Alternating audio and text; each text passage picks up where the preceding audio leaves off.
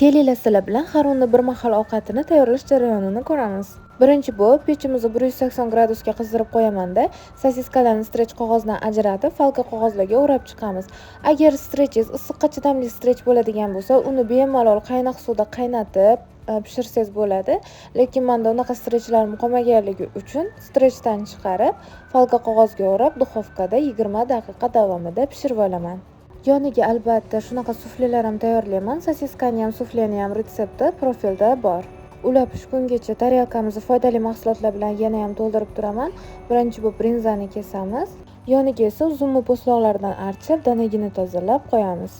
Ana-mana deguncha sosiskalarimiz ham, suflelarimiz ham tayyor bo'ladi. Ularni ham qoliplaridan, falgadadan chiqarib, idishlarga solib, sovutib taqdim qilsak bo'ladi.